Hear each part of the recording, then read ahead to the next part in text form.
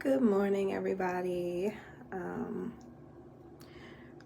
I don't edit, and um, I don't rehearse anything. So I was just looking at some of my videos, and I know sometimes I talk a little like jumbled, and my words aren't always clear. Not that I have to explain that to anybody, because again, I'm doing this just almost like video diaries, and I don't really have a direct audience, but I just kind of get on here and talk about whatever comes to my mind. And this morning I thought about, the topic of beauty.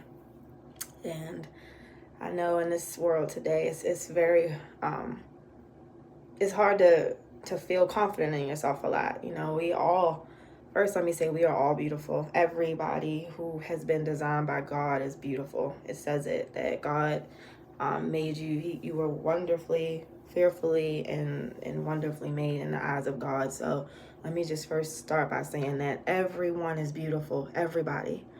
I think the world has shaped us into thinking that certain types of women are more beautiful than other ones.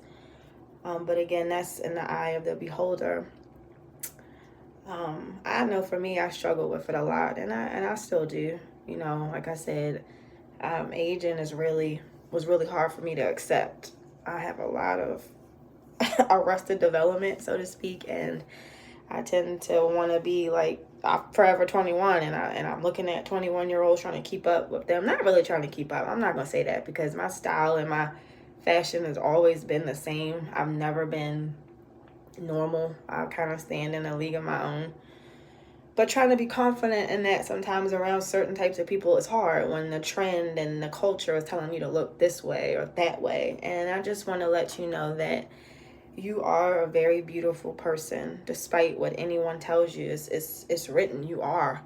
The question is, will you believe it, and will you internalize that? I also know that a lot of women, use their beauty for weaponry and to obtain and allure, and that in itself is not healthy either. I really struggle with that, and I'm coming out of it now. But I did, sexualizing myself, always trying to be a hottie for a guy to like. But it says in the Bible that beauty is fleeting and charm is deceptive, but a woman that fears the Lord will be forever praised.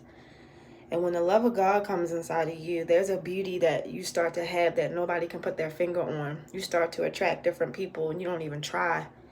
So I would challenge you to think of beauty in other ways and not just the direct way.